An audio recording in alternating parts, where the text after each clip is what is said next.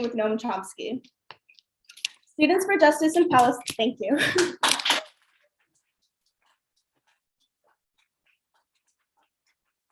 Students for Justice in Palestine, ASU chapter, is part of a national group of college activists working in solidarity with the Palestinian people to support their rights to self-determination. We are committed to ending Israel's occupation and colonialization of all Arab lands and protecting and promoting the rights of the Palestinian people. Protecting Palestinian refugees' right to return to their homes and properties as stipulated in the United Nations in the 194 resolution. Our demands today are for the fundamental rights of the Arab Palestinian citizens of Israel to full equality, and we fight for the respect, protection, and promotion of the rights of Palestinian refugees to return to their homes. Here's a bit about SJP here at ASU. Oh, yeah, just hit me. Sorry about that. SJP ASU is a diverse group of students, faculty and staff, and community members of all cultures and backgrounds at Arizona State University. We are organized on democratic principles to promote justice, human rights, and self-determination for Palestinian people. As the ASU chapter of SJP, we are dedicated to educating our campus and community about the situation in Palestine while standing in solidarity with other human rights atrocities. In the past, we have held educational events like this one to expand our community's understanding on the conflict and continuing the conversation on Palestine. The biggest lie you have ever been told about Israel-Palestine is that it is a complicated or complex issue. It is not. The violence between Israelis and Palestinians is often falsely presented as a conflict between two equal sides with irreconcilable claims on one piece of land. This is false. It is an occupational war fought between an apartheid state with billions of dollars in funding from powerful imperialist allies and the Palestinian people, who have been faced with violence, persecution, and displacement throughout the past 80 years at the hands of the Israeli government and occupational force.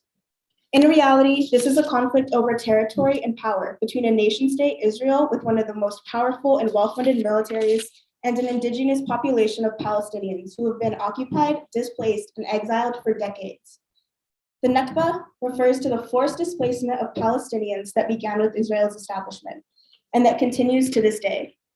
Arabic for catastrophe, Nakba is the word Palestinians use to describe the traumatic events of 1948 and so on, which resulted in the displacement of over 700,000 Palestinians, the longest running refugee crisis in the world.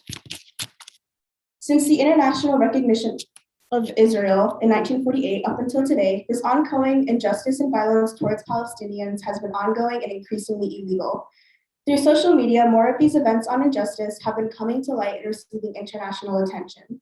Over the summer, a Palestinian neighborhood in East Jerusalem was confronted by illegal Israeli settlers slowly encroaching upon their land, an international war crime. The Israeli government and its supporters have egregiously claimed that the issue was simply a mere property or real estate dispute. This is false. Sheikh Jarrah is just one example of the expulsion, displacement, or ethnic cleansing of the Palestinian people at the hands of their occupiers and oppressors. We hope that through this conversation with Noam Chomsky, we can educate and better understand the immortality and occupation at the power of the words in media. Thank you and welcome.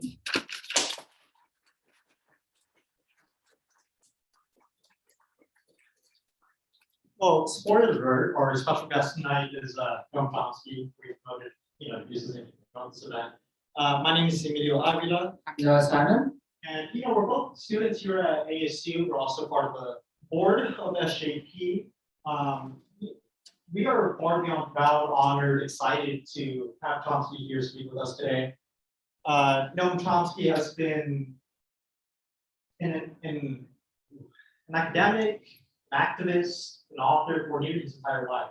He began his college career at age 16 at University of Pennsylvania, Ivy League school, and since then has gone on to teach at MIT, and now he's currently at University of Arizona down in Tucson.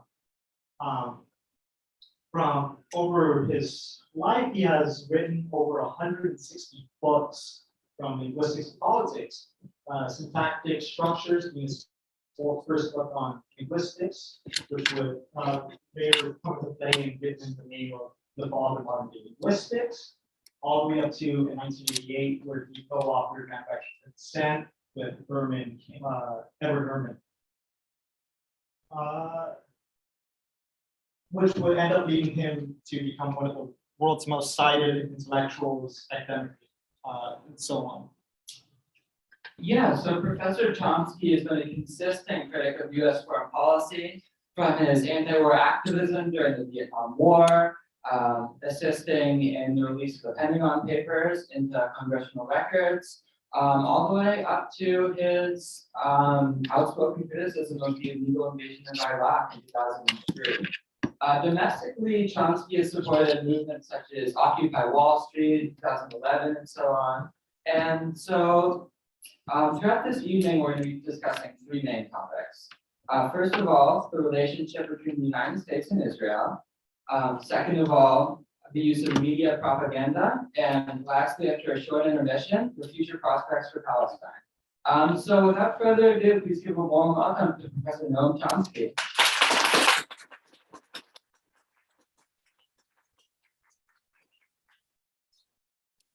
Here we go. You're on mute, and I got to move to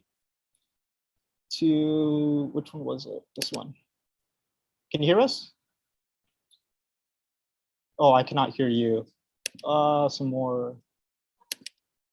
Oh, can you unmute, sir? I can't. Well. How's this? There we go. You sound great. There we go. Okay, good. So, shall I start? Let's let me full screen you first, real quick. Shall I? All right, there we go. So, all right. Want to give yourself a quick introduction, or all good to begin? Okay. All good. So, our first question for tonight, our first topic actually would be the U.S. and Israeli relationship. We have witnessed a relationship between Israel and the U.S. evolve over time. As someone who has witnessed, observed, and discussed these topics, and with numerous political events in which the U.S. has played a consequential role in funding or supporting, such as the Six-Day War, the First and Second Intifada, Camp David Accord, and so on. How have you seen this relationship between Israel and the U.S. evolve over time?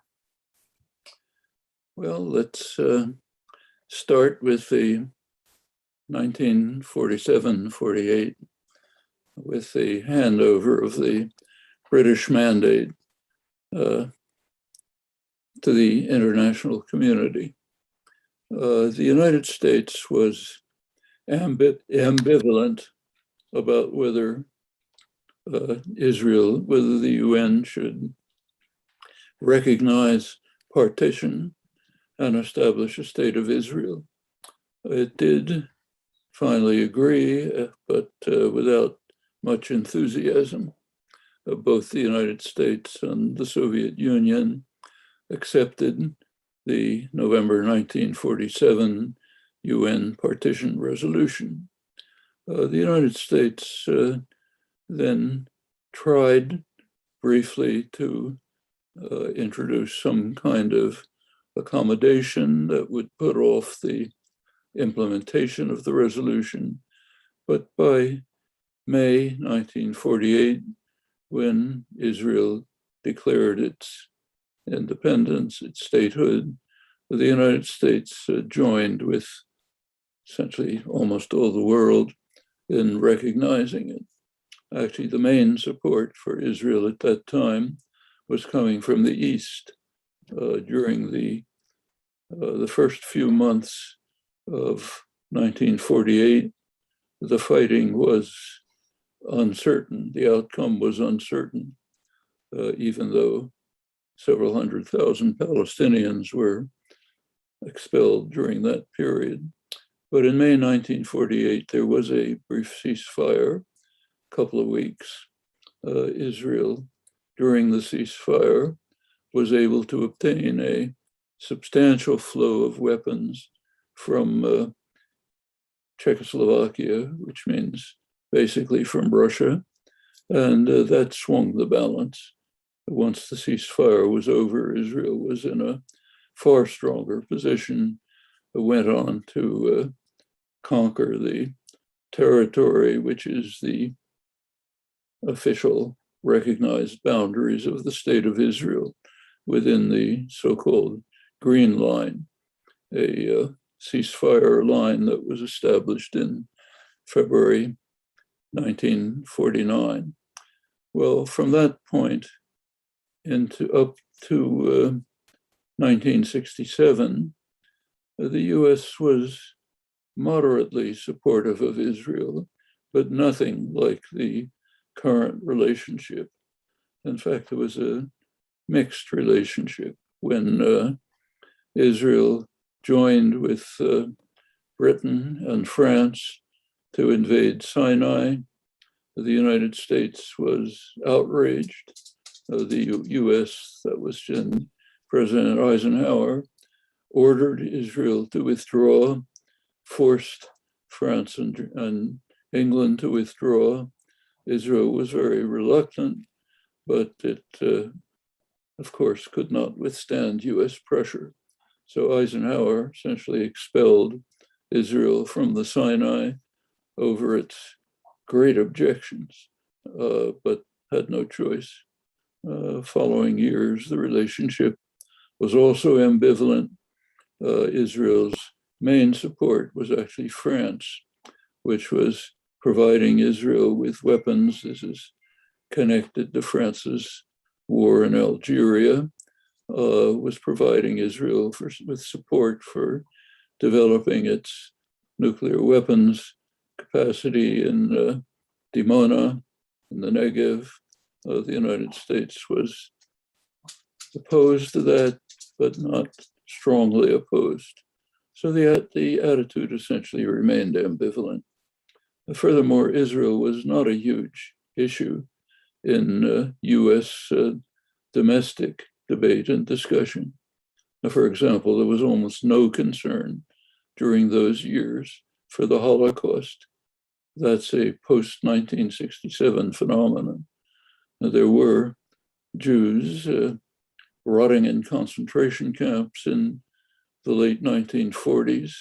The US knew about the gruesome situation in the camps from direct inspections, but would not allow them to enter the United States.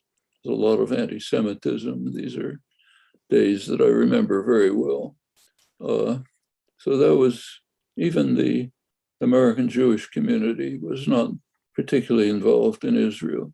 So the journal Commentary, which is now a rabid pro-Israel journal, was non-Zionist at the time, so neutral that the Zionist movement actually set up an alternative journal midstream to try to reach the American Jewish community.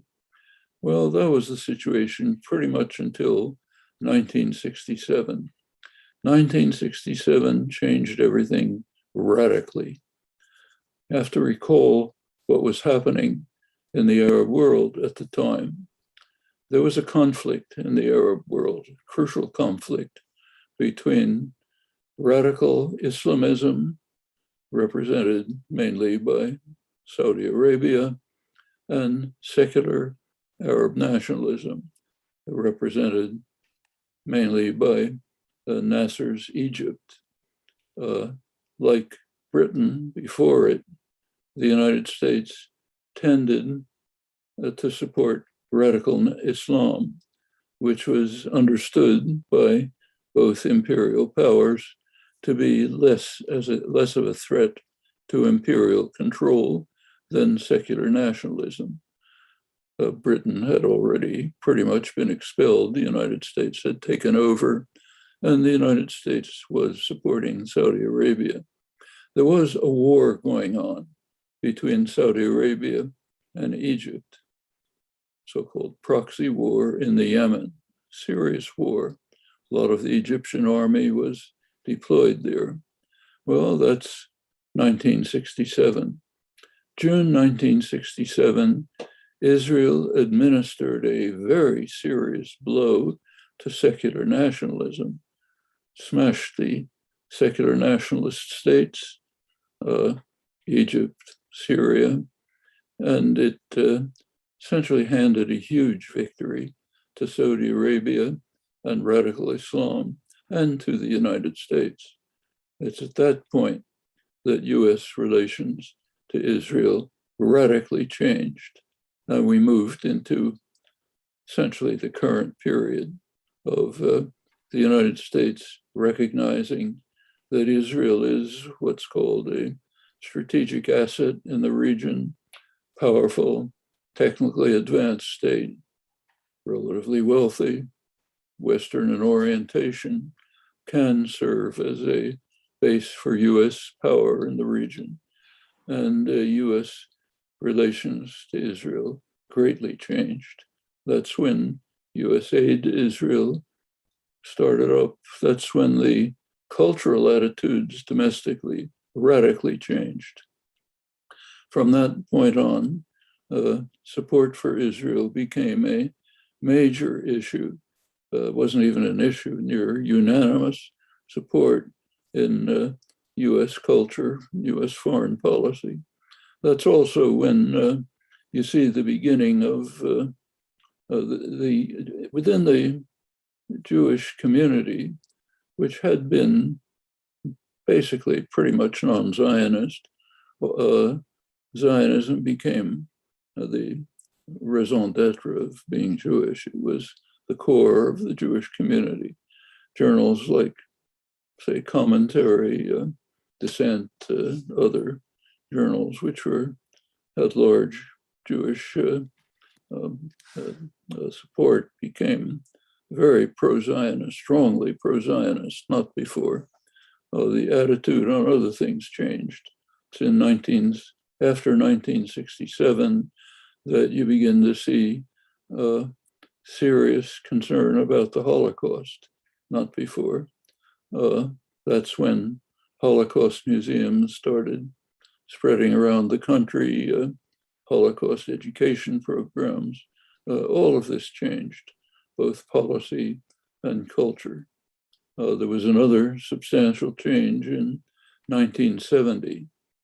1970, as you may recall, there was the month called Black September in Jordan, where the Palestine Liberation Organization was centered. There was basically a war between the PLO and the Jordanian government.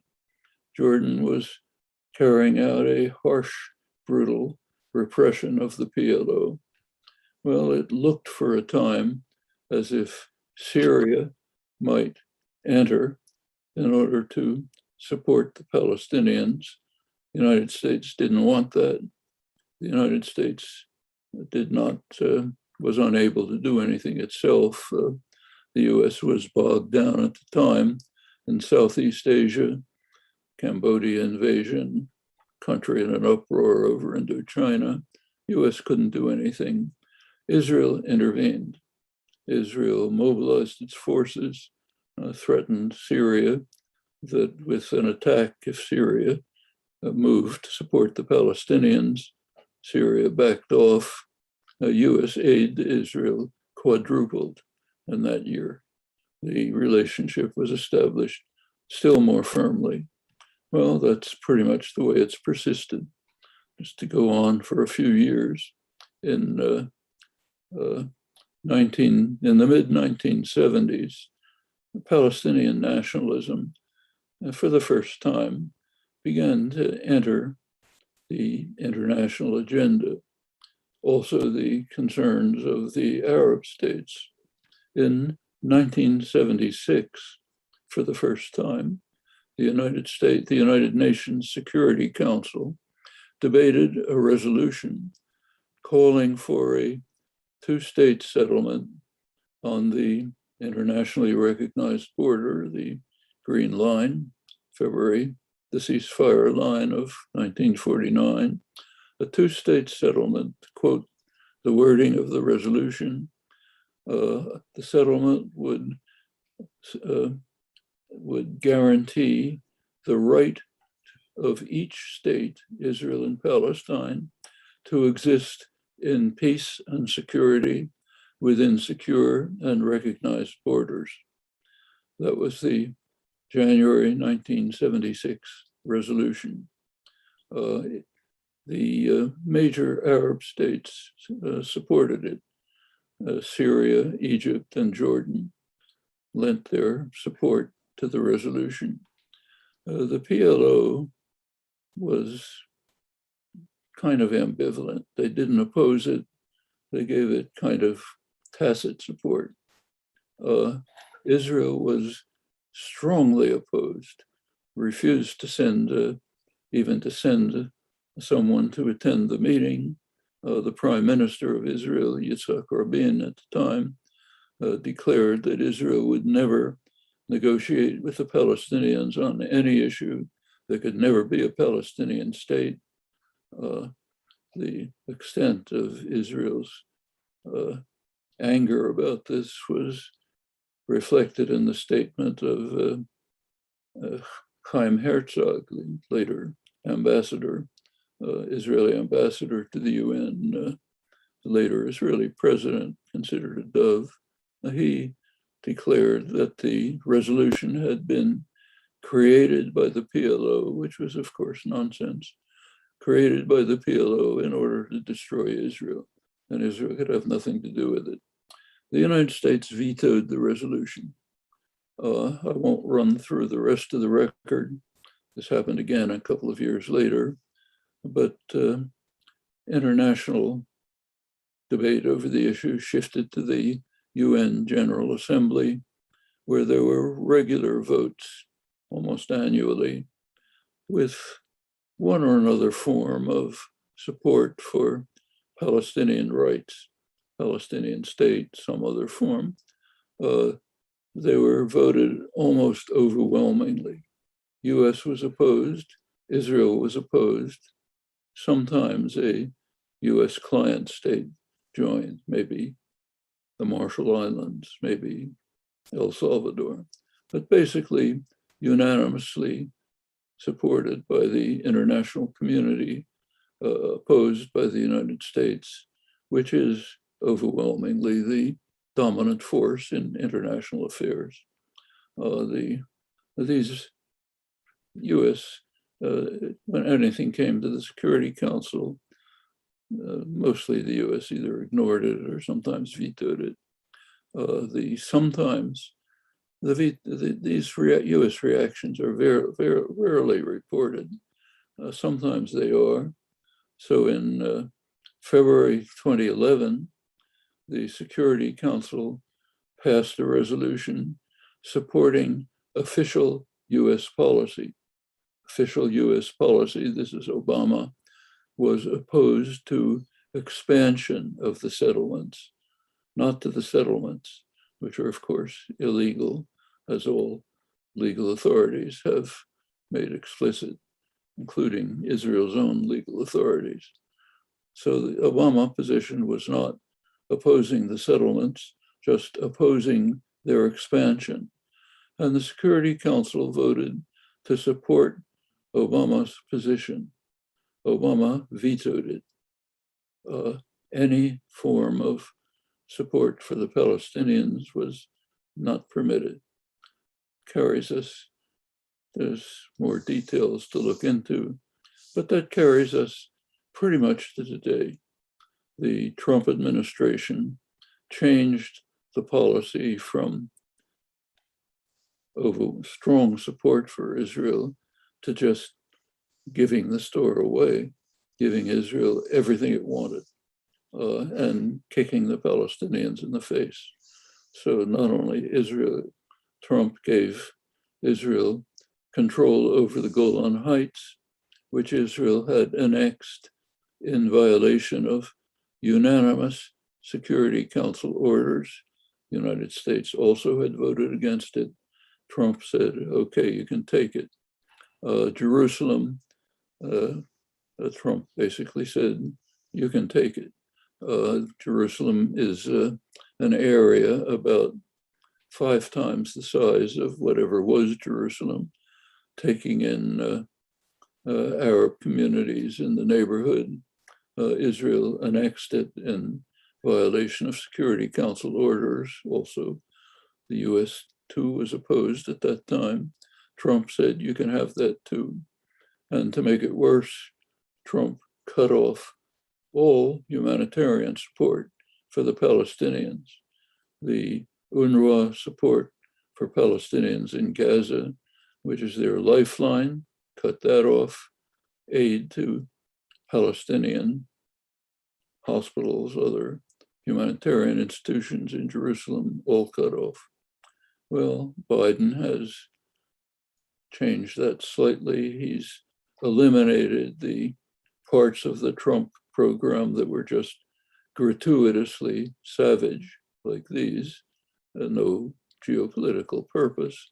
But apart from that, he's essentially maintained the Trump position. Well, that pretty much brings us to today in official US policy. But official US policy isn't the only thing that matters. There's also, it's not a totalitarian state. Popular opinion does have some effect and can have a substantial effect if it's organized and active. And there have been very substantial changes in public opinion in the United States. I could just tell you from my own personal experiences. I've been giving talks and writing about this issue actively since 1967. For a long time, I had to have police protection if I was giving a talk on campus, even my own campus. And police had to accompany me back to my car because of threats of violence. Meetings were broken up by violence. That's gone. That changed about 15 years ago. The big factor in changing it, I think, was the Israeli massacre operations in Gaza. Operation Cast Lead in 2008, 2009 led to an enormous change of attitudes on campus and elsewhere. By now, in those times, the major support from Israel, extreme support, was from liberal Democrats. That was the basis of Israeli support. That's gone. Now people who identify themselves as liberal Democrats tend to be more supportive of Palestinian rights. Support for Israel has shifted to the right wing, to the evangelical communities, and to the security-based sectors. That's Israel's strong point, is security, military equipment and violence and so on. So it's closely linked to US Pentagon security systems, police and so on, and to the ultranationalist right. That's a major shift. It's taken place among parts of the Jewish community as well, especially younger Jews who are tending in the same direction. This could, sooner or later, if properly organized, have an effect on official US policy. So far, there's very little. Few people in Congress. Betsy McCollum, Congresswoman from Michigan, has introduced resolutions raising questions about US military aid to Israel. There's a few people who came in on the Sanders wave, so-called Quad, support it, but it's pretty marginal in Congress.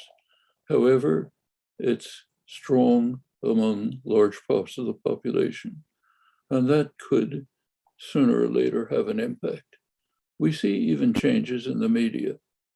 So for example, after the latest Israeli attack on Gaza last May, for the first time ever, columnists in the New York Times, Nicholas Kristof, others, raised questions about US military support for Israel. Had never happened before. All of these are signs of change in the population, which could affect policy.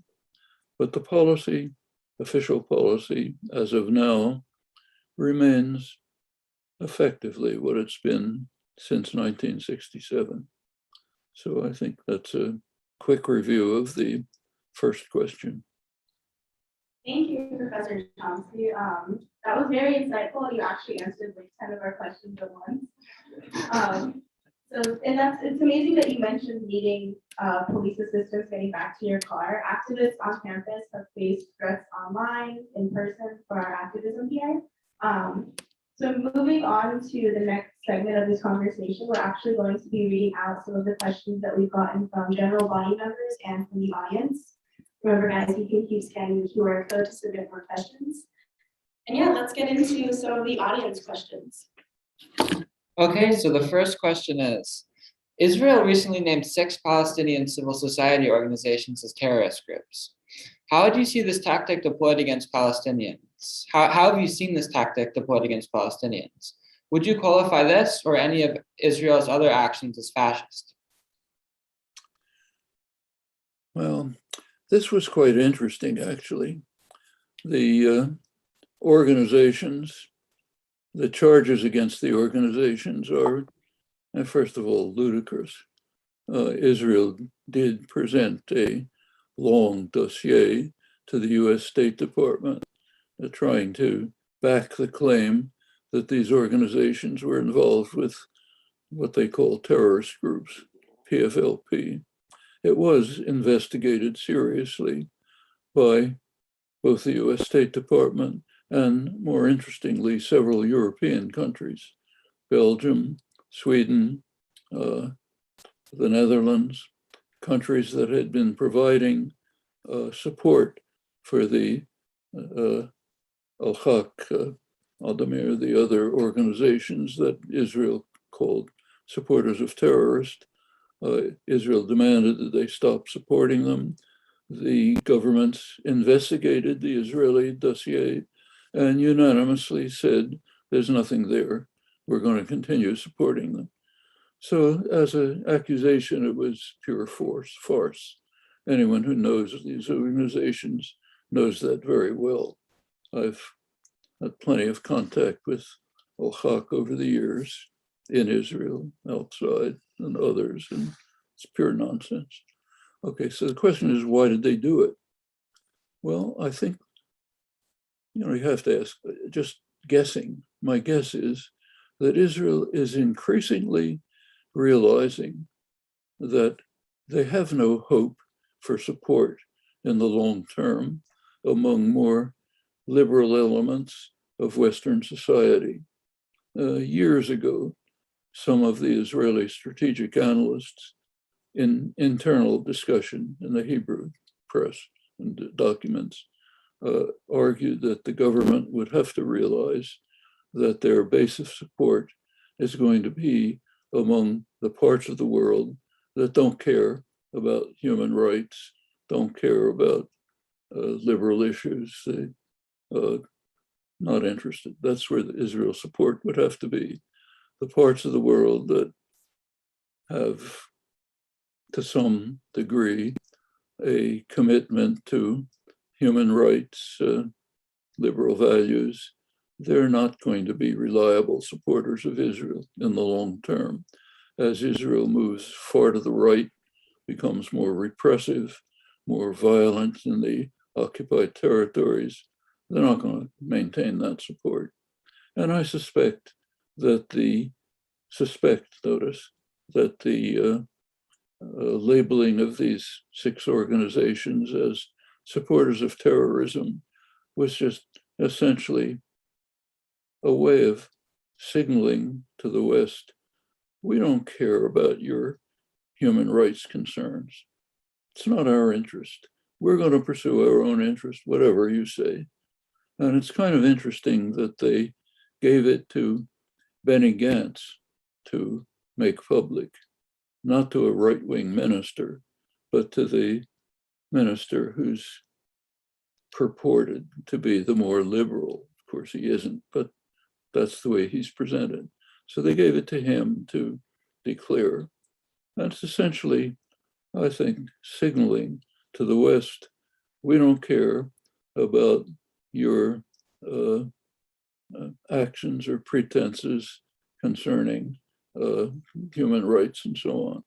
May have been a response to the decision of Human Rights Watch to back the B'Tselem, Israel's human rights organization, B'Tselem, had publicly declared Israel to be an apartheid state. And Human Rights Watch went along with them, which is quite significant. Human Rights Watch for years had been bending over backwards not to be too critical of Israel. In part, I suppose, because of its donor support, but whatever the reason, that was a fact. It was a very strong action for Human Rights Watch to take. And Israel certainly understands it as a sign that their base of support in the West is declining and eroding. They're going to have to turn somewhere else. Actually, the Abraham Accords, Trump's, Kushner's, the arrangement that he initiated and set up between Israel and the most reactionary states in the region or the world. This was a sign of moving in that direction with strong US support. If you look at it, this is under the Trump administration. Trump's major geopolitical strategy, about the only coherent one, was to try to construct an alliance of the world's most reactionary and brutal states under the US control and establish that as a base for US global power. So that includes in the Western Hemisphere, Bolsonaro's Brazil, neo-fascist government, Modi's India, Modi's destroying Indian secular democracy, trying to create a brutal ethnocracy. So he's a natural candidate. In Europe, Hungary, which is now the darling of the Republican Party, what they call an illiberal democracy. Let's get rid of this democracy nonsense. In the Middle East region, that means it includes Egypt. Egypt's under the worst dictatorship of its history. Al-Sisi, who Trump called his favorite dictator, already has close relations to Israel. The United Arab Emirates, under strong Saudi pressure, Bahrain joined in. Under severe threats, Sudan joined in. Morocco, dictatorship of Morocco is a member for a good reason. We should notice that the countries that joined in the Abraham Accords are those that pretty much monopolize the major resources of the region. Why Morocco? Morocco has a virtual monopoly of phosphates, irreplaceable phosphates, essential for agricultural and other production. Trump, another one of Trump's actions was to authorize Morocco's conquest of Western Sahara in violation of Security Council orders. That's rather similar to Palestine. And the Western Sahara also has major reserves of phosphates. So this brings that monopoly, along with the major oil resources of the world, into the reactionary US alliance. Israel is, of course, a member as the most technologically advanced, security-oriented state, military, other security issues, moving far to the right. So these are all developments that are taking place in the international arena. And sounds like I've drifted afield, but I think myself that the brazen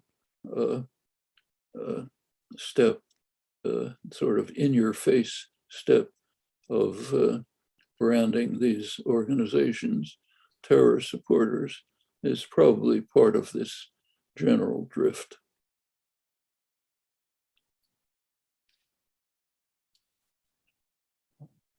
All right, well, thank you very much for that answer.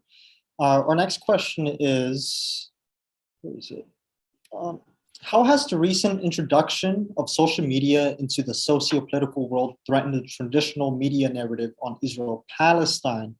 And like, we know that using certain words can move the narrative and so on. So, your views on that. Well, I'm not a great specialist on social media. I'm not really involved in social media at all. Of course, I necessarily know something about them because they're so ubiquitous, but I have only secondhand knowledge. And I have no idea how social media have affected the discussion and debate about Palestine. I suppose social media tends to, as you know better than I do, to turn into self-reinforcing bubbles. And I presume there are self-reinforcing bubbles that are strongly pro-Israel, the kind that link up with Fox News, Breitbart, others. And there are others that are highly critical of Israel. How this much affects general opinion, I think it's rather hard to say. At least I don't have any clear sense of it. The shifts that I've been describing in public opinion, they go back before social media became a major phenomenon, and I think they're pretty much independent of it.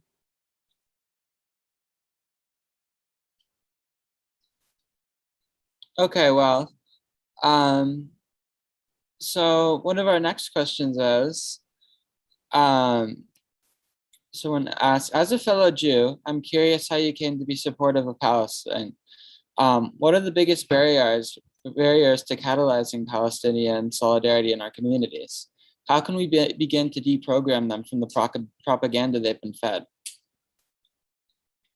Deprogram? Yeah, people who have been fed deprogram them from the propaganda anti-Palestinian they've been fed. propaganda? How can we do that? Is that the question? Yes. Yeah. Yeah. Well, the only tools that we have that dissident opinion has ever had, that critics of power have ever had, the only tools are education, organization, and constructive forms of activism, which have to be designed to be effective, not harmful. Tricky choice many times. We don't have any other tools. So those are the only kinds of tools that can be used. And they are being used.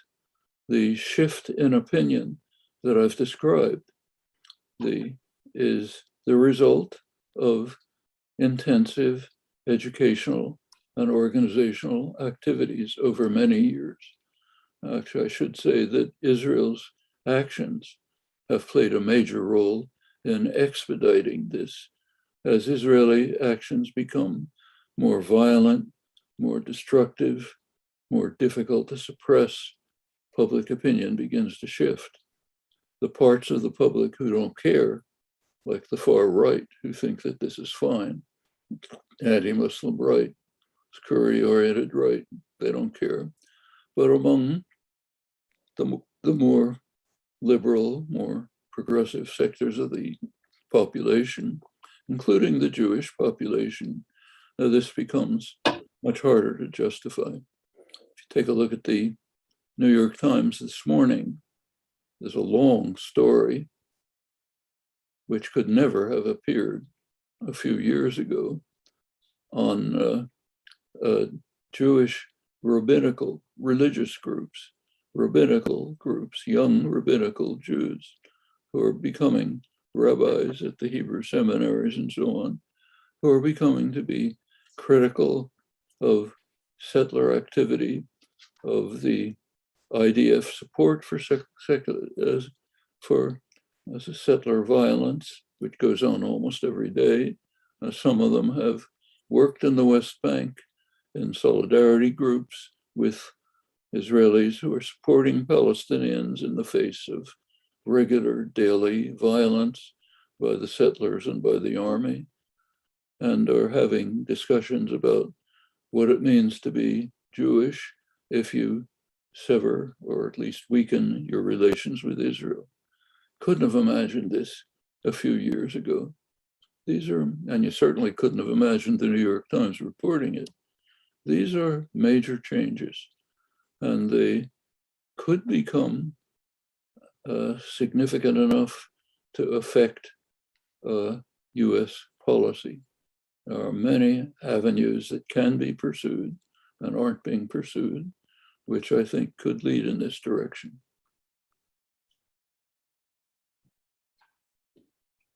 All right, thank you very much. Our next question is, in Israeli politics, the socialists and leftists and left-leaning parties have nearly become non-existent since their prominence at its founding. Is there a reason for this, and what lesson can we draw about the degradation of our democracy when looking at Israeli politics? These were powerful parties at the beginning, late 40s, the Israeli Yishuv, the Israeli sector of Palestine, had strong collectivist institutions, and not just the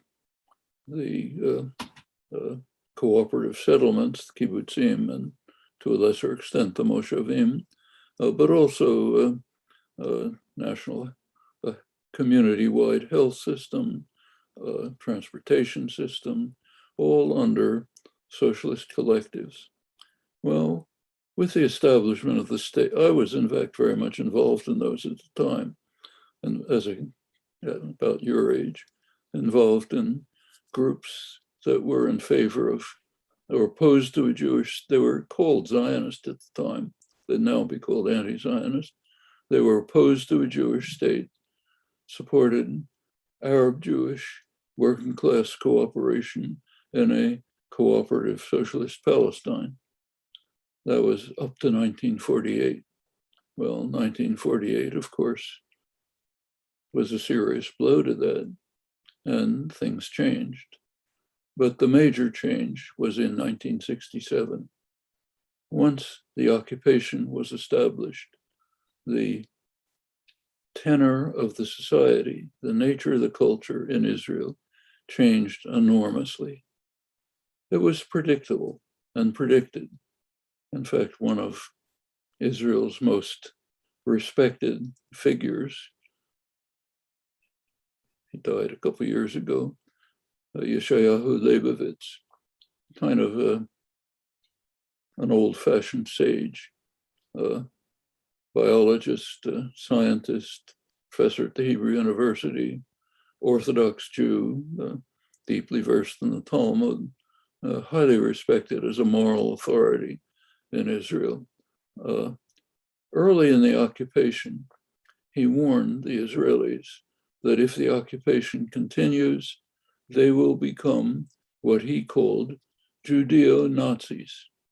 His phrase I couldn't possibly have used. He could get away with it because of his status.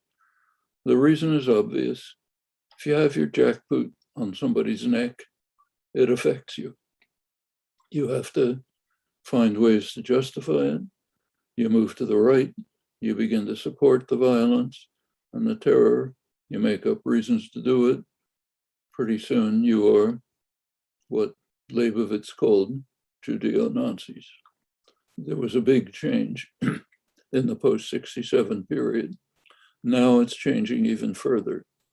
What I just described, giving Benny Gantz the responsibility to wave a red flag in front of Western liberals, and that's a sign of it.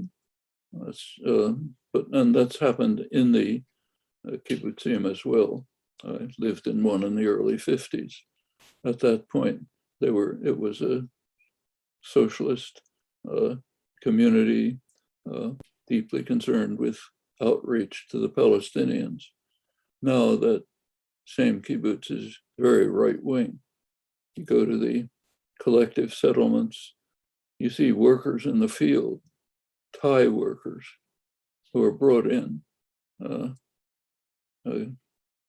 guest workers treated miserably, of course, hired labor.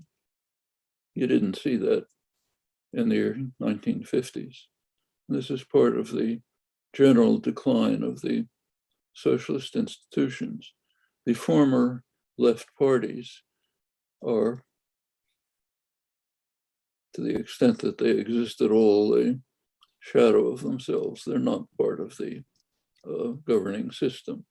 The governing parties are ultra-right and center-right, nothing else. Israel is one of the few countries in the world, in fact, the only one I know, where young people are more reactionary in their attitudes than older people. Older people still have some memory of the time when Israel had something of a social democratic character, rather substantially before 67, eroding after that, but still somewhat remaining. Now, almost entirely gone.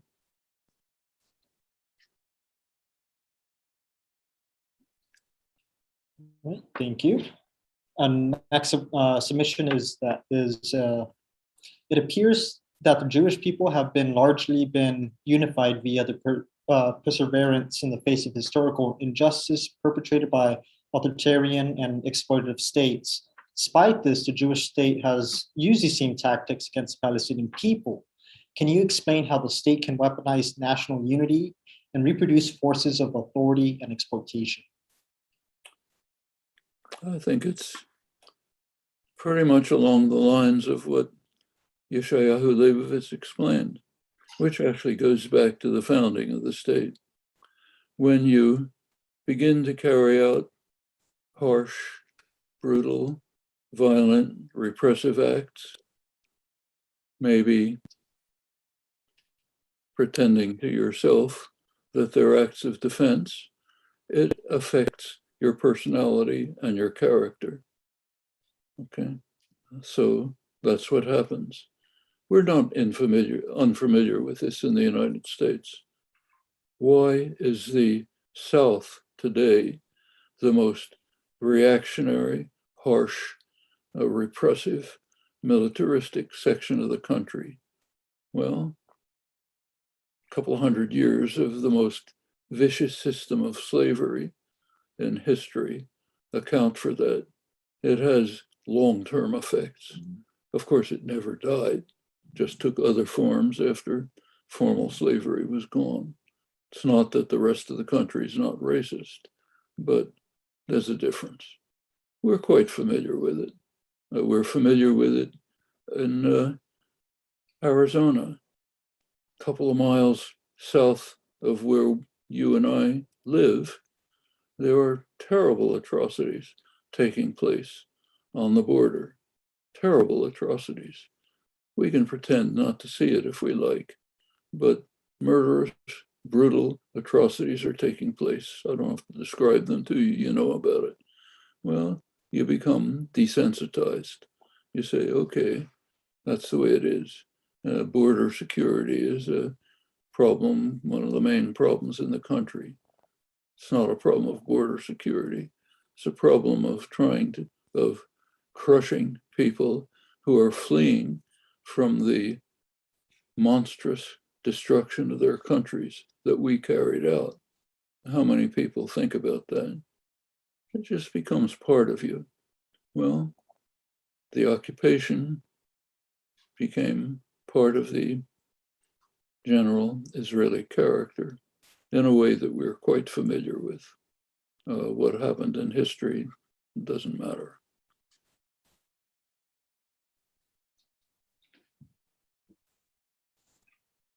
Okay, so for our next question, the Israeli economy is dependent on investment from multinational companies.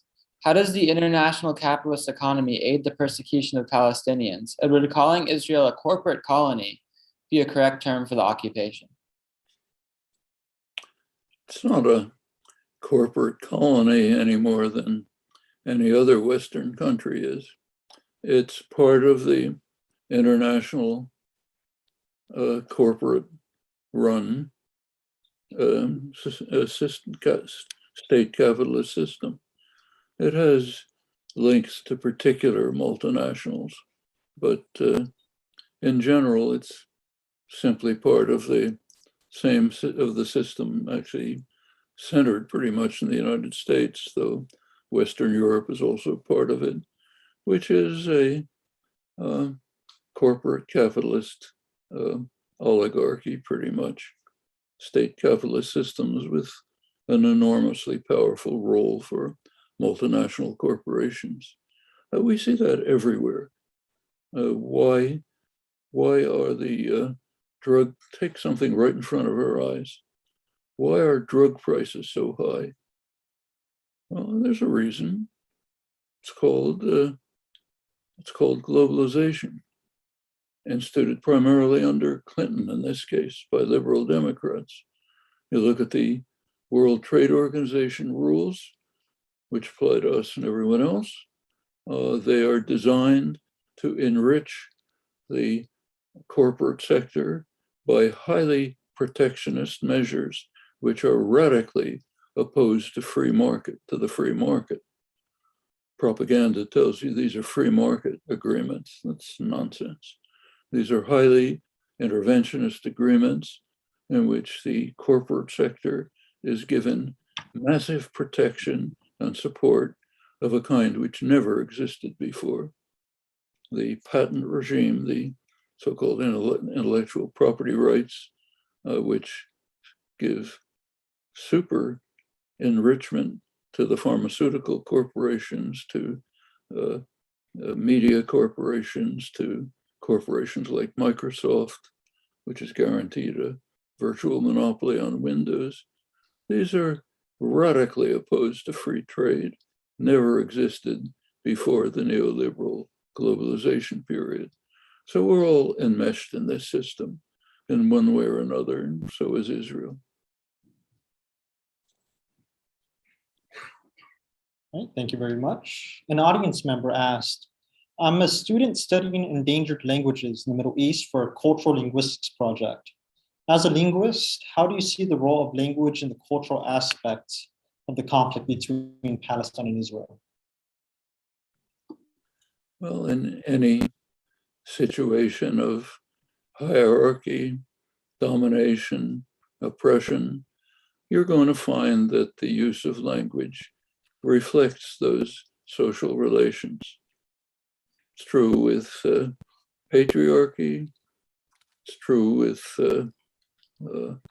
colonization, it's true with almost anywhere you look. So of course you'll find it with Israel-Palestine as well. I'm afraid I'm going to have to leave you in a few minutes. We should be good. We have one more question. Can you speak on the human rights, languages, and buzz topics in sharing public opinion on Israel-Palestine? For example, gay queer issues, in parentheses, pinkwashing, women's issues, Jewish issues. These are very important issues, but I don't think they relate in any specific way to Israel-Palestine. So if you go to Israel, for example, say Tel Aviv, the main secular city in Israel, is essentially a Mediterranean resort where there are gay communities, women's communities. It's by Western standards a pretty open, liberal place. That's at the same time that it's a harsh, repressive society. These things can coexist, and Israel's a place where they do.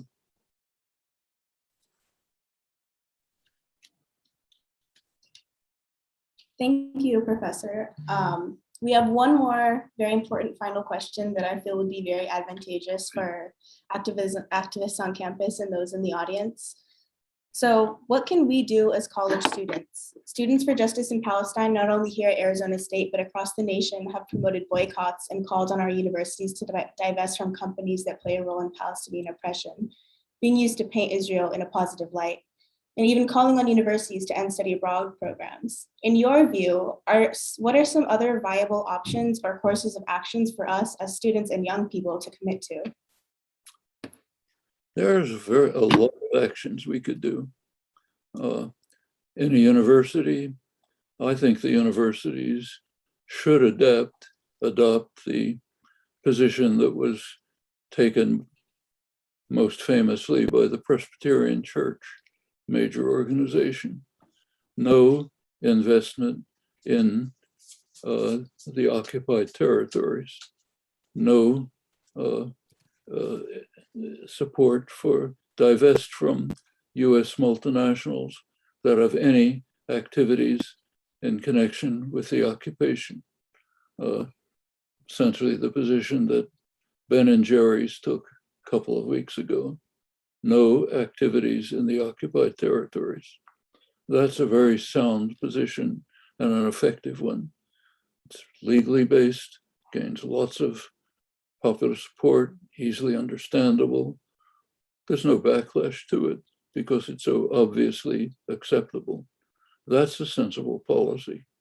Another thing that can be done is to support people like Betsy McCollum, Rashida Tlaib, Alexandria Ocasio-Cortez, and others, a few others, when they push for withdrawing US military aid to Israel.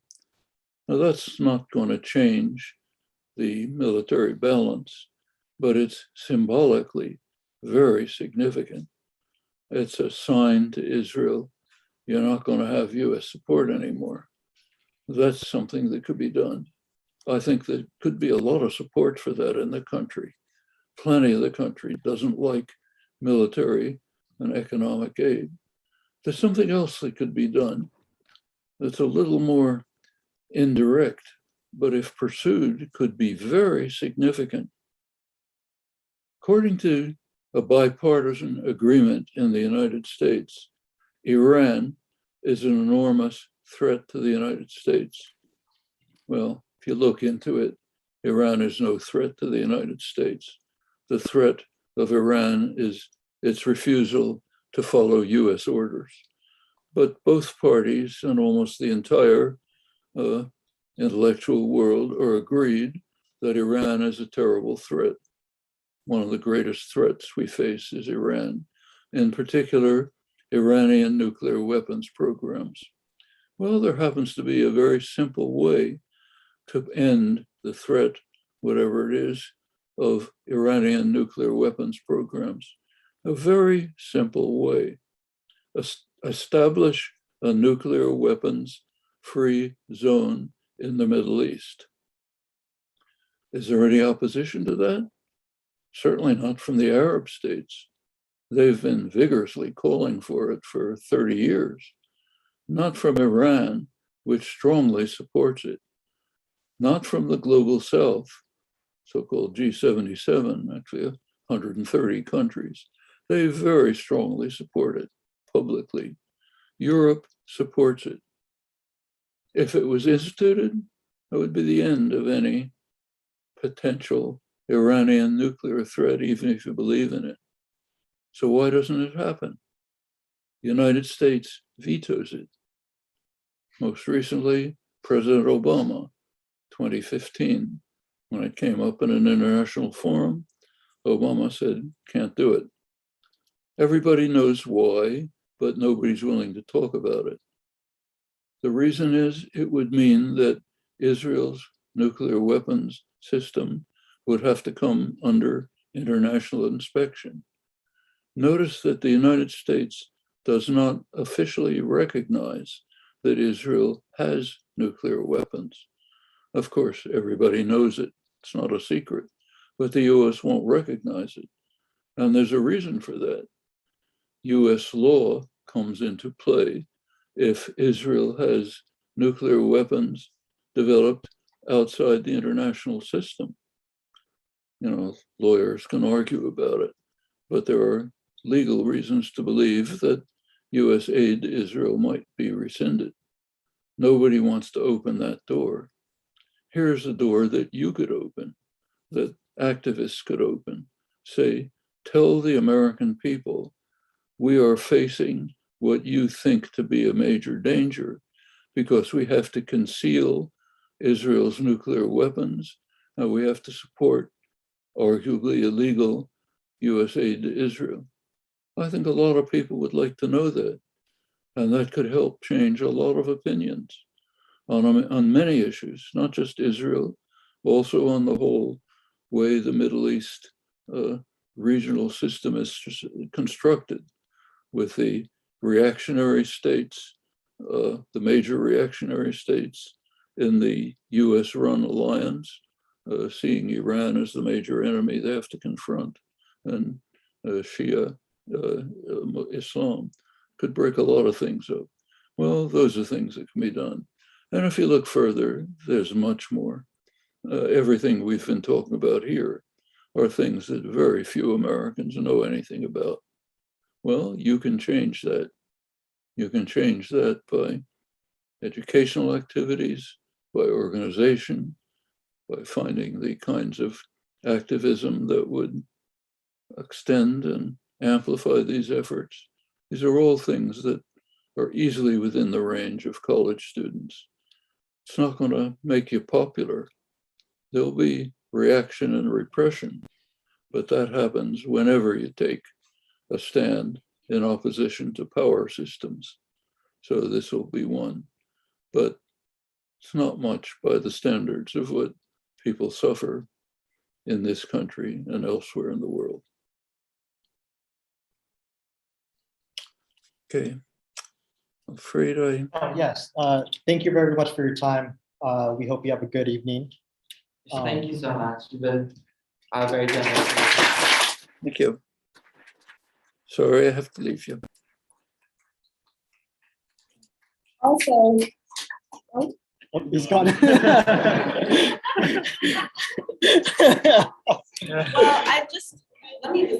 I just wanted to say that final point that can't believe that, but that final point that he drilled home about how speaking out about Palestine will make him popular couldn't be more true. Like we've mentioned before, we've been faced or shut off by administrations multiple times. That was like an amazing, beautiful quote. So thank you. Okay. All right. Okay. Thank you all for coming tonight. Can we get a round of applause for our speakers tonight? And we also just quickly thank our general membership. This has been in the works for months, so there's been a lot of time and energy put into planning this, and let's give a round of applause to our membership. Of course, having Noam Chomsky is was a huge honor, and we're very happy to all you showed up. So my last thank you goes out to everyone that came today. This was an amazing turnout, and we're very happy with the way it went. Nora is going to finish us off, talking a little bit more about herself. All right, you guys, thank you so much for coming out here. That was a very interesting educational event. And now to speak a little bit more on what's going on in Palestine and what we can do. So the Palestinian refugee crisis is identified by the UN Relief and Works Agency as the longest running refugee crisis. With little autonomy or sovereignty, the question becomes, what can we do to support the Palestinian cause? If you guys scan that QR code, you can see a full list of items on the BDS list, that is the Boycott, Divest, and Sanction list. In 2005, a coalition of Palestinian civil society groups issued a call for boycott, divestment, and sanctions against Israel until it complies with international law. And this BDS movement is actually designed after the boycott movement that was done in the South African apartheid, so we know that these methods work. The Palestinian BDS call asks civil society groups and individuals to use boycott, divestment, and sanction tactics until Israel meets its obligations under international law. And this is international law, so they are obligated to, 1, end the occupation and dismantle the West Bank wall, 2, end discrimination against Palestinian citizens in Israel, and 3, respect, protect, and promote the rights of Palestinians to return to their homes. So if you guys can go ahead and scan that.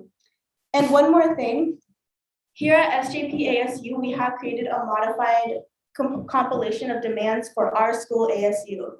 Arizona State University has $1 billion endowment, and that money comes from complacency and Israeli violence.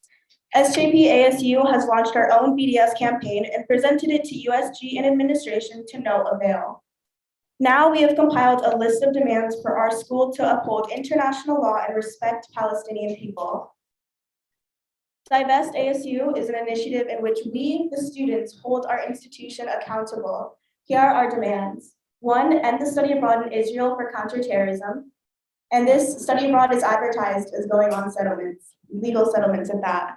2, condemn Israeli attacks on Gaza citizens and the illegal displacement of Palestinians in Sheikh Jarrah. 3, cut university ties with Caterpillar and HP. These are 2 companies that are on the BDS list. ASU is profiting off of Palestinian death. 4, do not allow the Israeli occupational force onto campus. 2 years ago, the IDF was invited to campus. They were asked questions. They are an occupational force, an incredibly violent one at that, and they were invited to our campus, and Palestinian students were not heard.